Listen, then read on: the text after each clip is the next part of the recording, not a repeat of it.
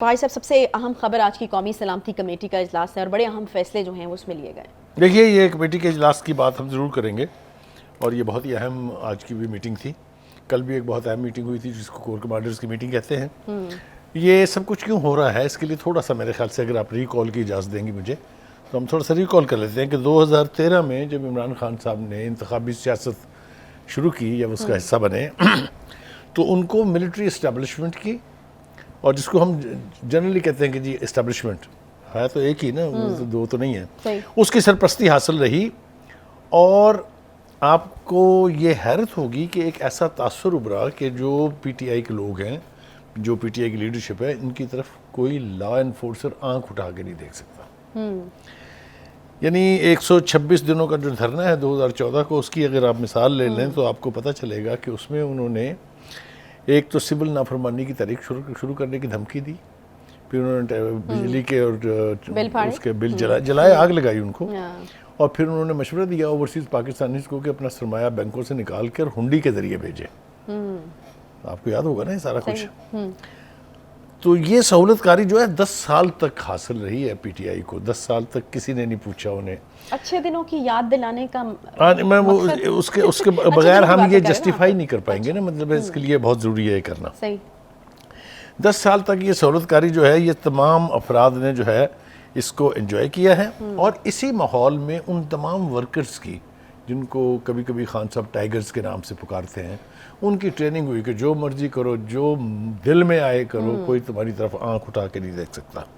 وہ حکومت گئی تو جنرل باجوہ صاحب جو ہیں، جو ان کے سہولت کار تھے، انہوں نے اپنی مجبوری کی وجہ سے میر جعفر، میر صادق جیسی گالیاں بھی کھائیں، لیکن سرپرستی جو ہے پی ٹی آئی کی وہ جاری رہی۔ لہٰذا اس رویے نے عمران خان صاحب کو اور ان کے حواریوں کو اس خوش فہمی میں ڈال دیا کہ وہ چھاؤنیوں پر قبضہ کریں، وہ کور کمانڈروں کے گھروں کو آگ لگا دیں، روندتے ہوئے نکل جائیں، جی ایچ کیو پر حملہ کریں۔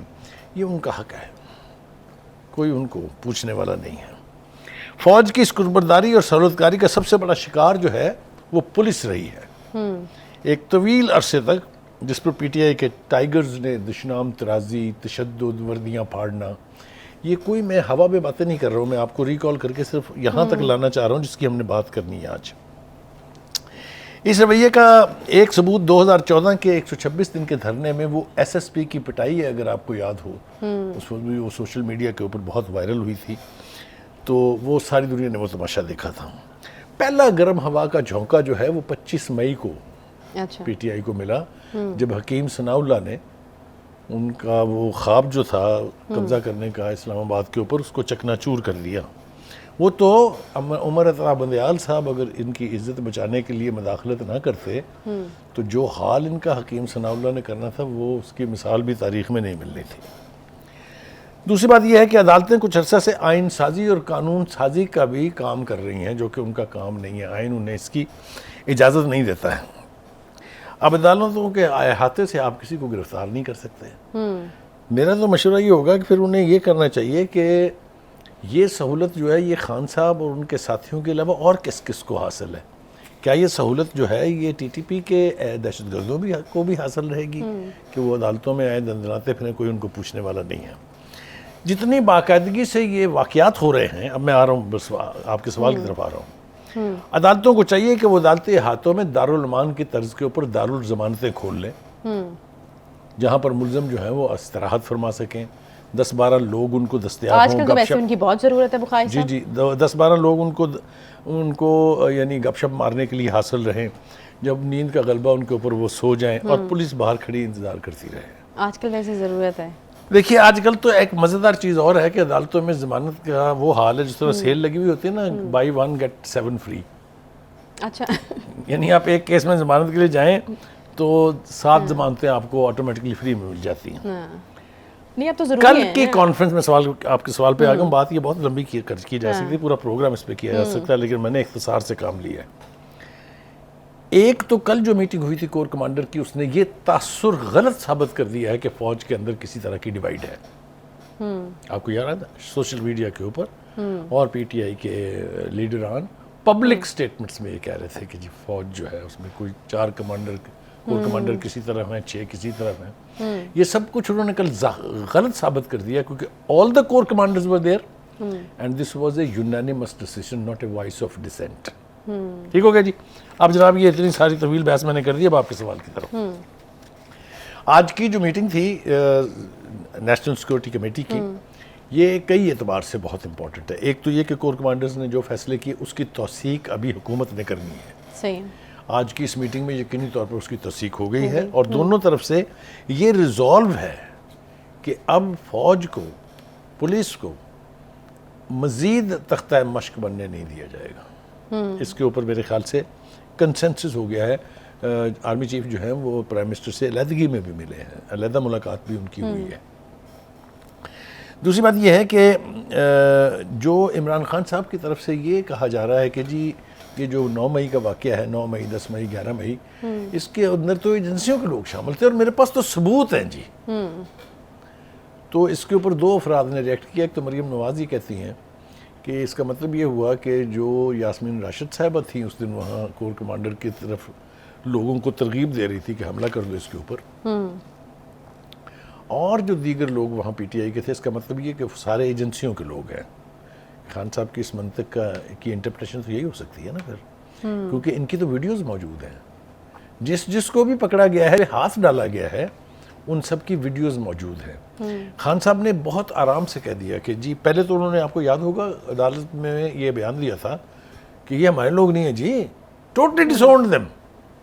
نہیں پہلے تو نہیں، اس سے پہلے بھی ایک اور چیز ہوئی تھی. اس سے پہلے انہوں نے کہا، انہوں نے جواب دینے سے انکار کیا تھا. انہوں نے کہا تھا مجھے کیسے پتا ہو سکتا ہے کہ میں تو جیل میں تھا. ہاں، شروع یہاں سے ہوئی تھی. لیکن اسی عدالت میں بیٹھے ہوئے تھوڑی دیر کے بعد پھر انہوں نے یہ کہا کہ اگر مجھے انہوں نے دوبارہ گرفتار کیا تو وہی کچھ ہوگا جو 9 مئی کو ہوگا. تو کس کے تھے دہشت گردی ہے، کس کے اکسانے پر گئے تھے وہ؟ کیا اس کے لیے کسی اور بارے ثبوت کی ضرورت ہے؟ جی نہیں. تو یہ جس آزادانہ انکوائری کی بات کر رہے ہیں، یا موقع خان صاحب کو دیا جائے گا کیا؟ دیکھیں گزارش یہ ہے کہ خان صاحب کی خواہشات تو بے پناہ ہے نا، آپ کو پتہ ہے. ان کے بس میں تو ہو تو کل 2/3 میجورٹی ان کو مل جانی چاہیے. ان کے بس میں ہو تو وہ ناطقہ بند کر دیں نون لیگ کا، وہ ناطقہ بند کر دیں مولانا فضل الرحمان صاحب کا. تو ان کی خواہشات پر تو ملک نہیں چل سکتے ہیں اور نہ ہی ملک جو ہے وہ چلنا چاہیے. دیکھیے گزارش یہ ہے کہ جو اہم فیصلہ کیا تھا کور کمانڈرز کی میٹنگ نے وہ یہ ہے کہ جو 9 مئی کو اور 10 مئی کو فوجی تنصیبات پر حملہ کرنے والے لوگ ہیں ان کو یعنی آرمی ایکٹ کے تحت اور آفیشل سیکرٹ ایکٹ کے تحت جو ہے وہ ہم یعنی ٹرائی کریں گے ان کو. اس کی تھوڑی سی انٹرپریٹیشن کی ضرورت ہے. یہ جو آرمی ایکٹ ہے یہ تو ہے سویلینز کے لیے کہ جو سویلینز فوجی تنصیبات پر حملہ کریں، کسی فوجی کو نقصان پہنچائیں، اس کی جان کو خطرے کا باعث بنے، ان کو ٹریٹ کیا جاتا ہے. جس کو میں نے کل بھی کہا تھا، ایک اصطلاح ہے فوجی آرمی ایکٹ میں، وہ ہے جنرل فیلڈ کورٹ مارشل. اچھا، اس کے تحت ٹریٹ کیا جائے گا. لیکن یہ لوگوں کو سمجھ نہیں آئی تھی کہ یہ آفیشل سیکرٹ ایکٹ کیا تماشا ہے. ہاں، یہ دو چیزیں کہی جائیں نا. آفیشل سیکرٹ ایکٹ یہ ہوتا ہے کہ کسی بھی ایک محکمے کے جو راز ہیں، جو فیصلے ہیں، جو اندر اہم پلانز بنتے ہیں، اس کو جو لیک کرے اس کے خلاف. اس کا مطلب یہ ہے کہ اس آفیشل سیکرٹ ایکٹ کے تحت وہ لوگ ٹرائی ہوں گے جن کا تعلق کسی بھی رنگ میں فوج سے ہے. میری بات کو سمجھیں آپ.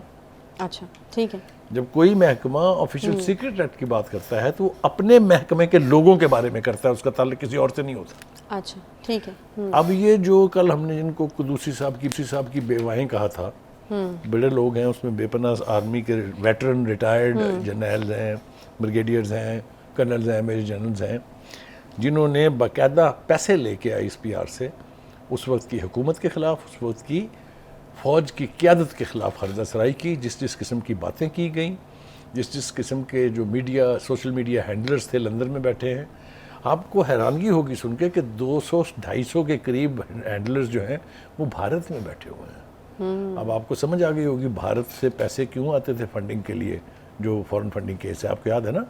کچھ لوگ اسرائیل سے بھی آپریٹ کر رہے ہیں. وہاں لوگ کون ہیں؟ وہاں پاکستانیوں کی ایک بڑی تعداد ہے جن کا ایک ایسے سیکٹ سے تعلق ہے جن کو اب پاکستان کے آئین کے مطابق مسلمان نہیں سمجھا جاتا.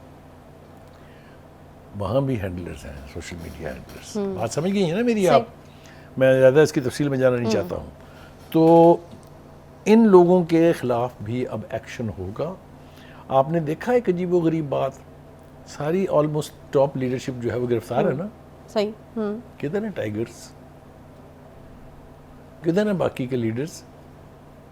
اس لیے کہ وہ کہتے ہیں نا ایک ریڈ لائن تو چھوڑ دیں نا, ریڈ اورنج بلو پیلی ساری تو کراس ہو گئی تھی, لیکن ایک جو پنجابی میں کہتے ہیں, کل بھی میں نے اس کو استعمال کیا تھا, ات خدا خدا ویر. جب آپ اس حدود کو بھی چھو لیتے ہیں تو پھر آپ اگلے کو مجبور کر دیتے ہیں کہ یا ہوں تو مینو مار یا میں تنو ڈو اینڈ ڈائی والی سچویشن. یہ آپ نے, اللہ آپ کا بھلا کرے, آپ کی انگریزی میرے سے بہت بہتر ہے, تو یہ آپ نے بالکل صحیح کہا. جب اس نہج کو آپ پہنچ جاتے ہیں تو پھر اگلا اپنی سروائیول کے لیے, اپنی ریپوٹیشن کے لیے پھر قوت کا مظاہرہ کرنے پر مجبور ہو جاتا ہے. جب فوج کی تنصیبات کو آپ چلائیں گے, جب فوج کے آئیکونک جو آفیسرز تھے ان کے بتوں کو آپ توڑیں گے, جب آپ ان کی تصویریں جلائیں گے, تو پھر آپ اپنی خیر منائیں. مجھے کوئی ہمدردی نہیں ہے قطعاً ان لوگوں سے, اس لیے نہیں کہ میں کوئی فوج کا سپوکس پرسن ہوں یا میں فوج کا, ہم نے اپنی زندگی میں بے پناہ فوج کے اوپر تنقید کی. جتنی بھی ملٹری ڈکٹیٹرشپس رہی ہیں, I have been the arch rival of them. میں I have spoken general Musharraf I to I, general Zia ul Haq I to آئی, تو ڈر نہیں لگتا. لیکن جب پاکستان کی یہ کسٹوڈین فورسز کی ریپوٹیشن کا, اس کی عزت کا مسئلہ آئے گا تو ہم دشمن کے ہاتھوں میں نہ کھیلے ہیں نہ کسی کو کھیلنے دیں گے. اگر آپ کھیلیں گے تو ہم آپ کا گریبان پکڑیں گے. اچھا بخاری صاحب, مجھے یہ بتائے گا کہ یہ جو آرمی ایکٹ کا جو اطلاق ہے خان صاحب کے اوپر بھی ہو سکتا ہے, کچھ اشارے وہ دے چکے ہیں کہ غداری کا مقدمہ لگایا جائے گا, 10 سال کے لیے مجھے اندر کیا جائے گا, تو کچھ اشارے ان کی طرف سے بھی جو ہیں وہ دیے جا چکے ہیں. لیکن اس کی جو لوگ مخالفت کر رہے ہیں ان کا بھی پوائنٹ آف ویو میرے خیال میں ضرور سامنے رکھنا چاہیے. ان کا یہ خیال ہے کہ یہ جو ہے یہ شاید ہمارے سسٹم کی ناکامی ہوگی اگر اس طرح کی کوئی چیز ہوتی ہے. خان صاحب کے اوپر یہ لگتا ہے, اور پھر شاید اگر ایک پریسیڈنٹ سیٹ ہو جاتا ہے کسی بھی پارٹی کے سربراہ کے اوپر تو پھر باقی بھی اپنی خیر منائیں. آپ مجھے جلدی سے یہ بتا دیجیے گا کہ خان صاحب کو یہ مشورہ کس نے دیا تھا کہ آپ فوج کے چیف کو میر جعفر اور میر صادق کا خطاب دیں؟ اب تو وہ ڈینائی کرتے ہیں نا, وہ کہتے ہیں میں نے ان کو نہیں کہا تھا. کبھی وہ نہیں, تو اب آپ اور میں ہنس کے اس کو ٹال دیں تو وہ الگ بات ہے, لیکن every 10 years child knew who he is addressing with those titles. ٹھیک ہے, تو جب آپ اتنا بڑا پنگا لیں گے پھر آپ کو دل بھی اتنا بڑا کرنا چاہیے, بیکاز ان کا کہیں نہ کہیں رائٹ آ جائے گا when they have to defend themselves. کتنی شدید خواہش تھی ان کی اس آرمی چیف کو ملنے کی جس کے آرمی چیف بننے کی ٹوتھ اینڈ نیل مخالفت کی انہوں نے.